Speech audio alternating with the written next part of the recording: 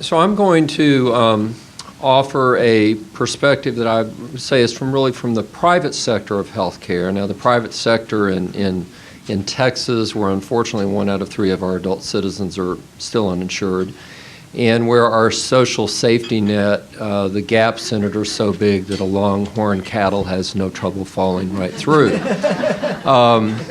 The perspective comes from Baylor Healthcare System, which is a large not-for-profit healthcare system in the state. In fact, just got larger, merging with Scott and White. But all the data that I'll share with you and that's in slides available to you online or actually on paper outside the door if you want is Baylor Healthcare System. And I'm going to talk about palliative care services in this large not-for-profit healthcare system across the spectrum of care, both what we've accomplished, how we compare to our peers, and what the challenges are. In the North Texas Metroplex, which is the 4th largest metropolitan area in the country, there are 2 great big healthcare systems. Only one of them is invested in palliative care. The other one has not, and still hasn't, and I'm not sure they ever will, nor have any of the for-profit hospitals in the neighborhood. When we decided to go on this journey, we said there were 3 deficits we wanted to improve. We wanted to improve pain, we wanted to lessen the amount of non-beneficial treatments rendered in the last chapter of life, that is decrease the healthcare intensity index and treat patients more at home in places better than our acute care hospitals, and we wanted to lower costs. Pain was the easiest entree we had. When we started, people would say, well, we don't need hospice. Our patients aren't dying. I said, we're not hospice. We're supportive and palliative care. We provide comfort care and planning for patients and families with serious illness. I do believe your patient's seriously ill and they're in pain. Can we see them? It's been pretty easy to improve pain if we get to see the patients across our system. 1/4 to 1/2 of the patients we see either in the outpatient palliative care clinic or in the acute care hospitals have pain, and we make it better in 86 to about 98% of cases that we see prior to discharge, and almost 100% of patients who happen to die on our service. It's very rare that we can't make somebody's pain at the end of life, in essence, non-existent before they pass away. We also emphasize that we treat total pain. So we treat the emotional pain of the family. That means treating the children of seriously ill adults. That means having child life specialists working in adult acute care hospitals. By the way, we can't get paid for that. So we have to raise the money to hire the child life specialists. It means spiritual care for these people. Most hospitals have chaplains. I work in a Baptist hospital. We're swimming in chaplains. But getting a chaplain out of the hospital and into the office, that's a challenge. There's no reimbursement for that.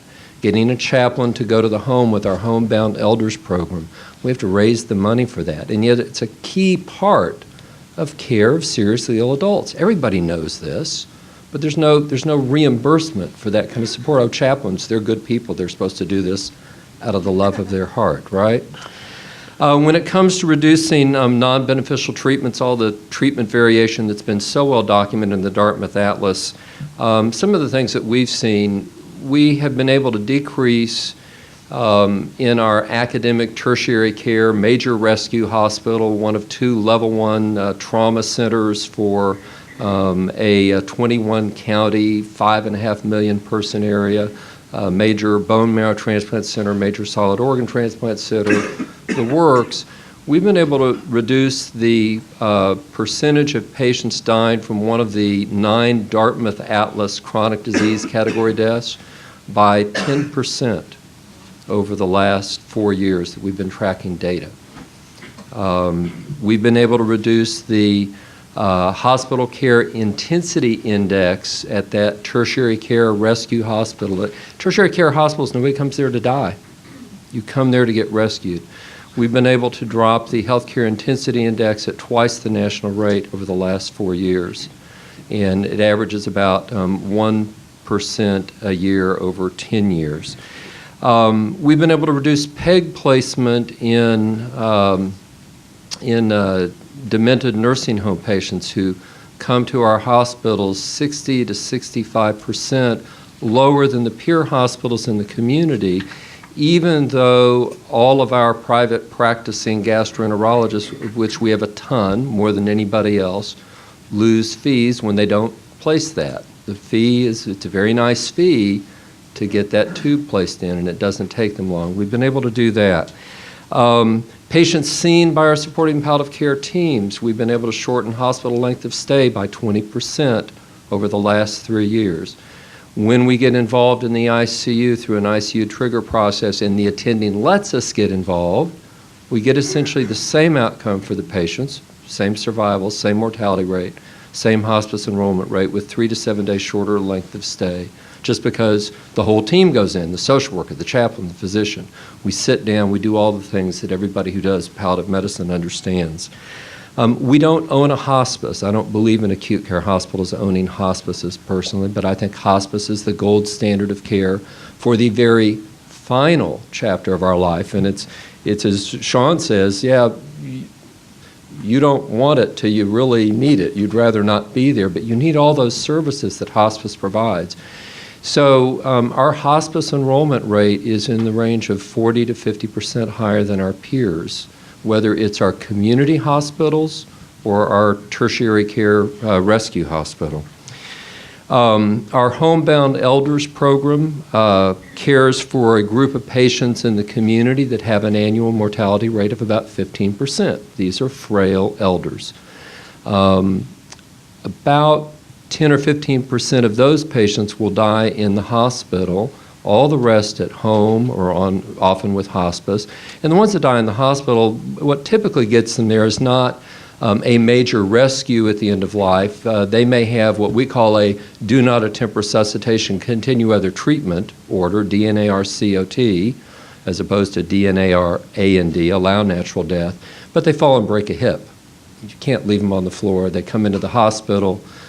Often we won't fix those hips. We'll transition the patient to a comfort plan of care. In our outpatient palliative care clinics, we have an annual mortality rate of 45% and have about 90% of those patients enrolled in hospice before they die from the office. So we're making a lot of positive improvements. Here's the challenge. Our Medicare reimbursement compared to our peer hospitals, we collect from Medicare about 25% less than all of our peer hospitals do. And so the challenge from the hospital administrator point of view is, Bob, now what is it you're doing? Oh, you're saving me money? Wait, my reimbursements are less than I would get if I didn't have your team. And we can talk more about that later in the Q&A session.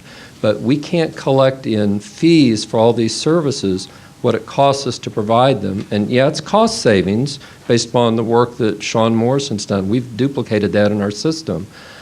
But I'm not sure our CFOs get it. And I think that's the reason why, well, ours do at Baylor, because it's the right thing to do, but I think it's the reason why no other system in the North Texas area is investing in this. Thanks.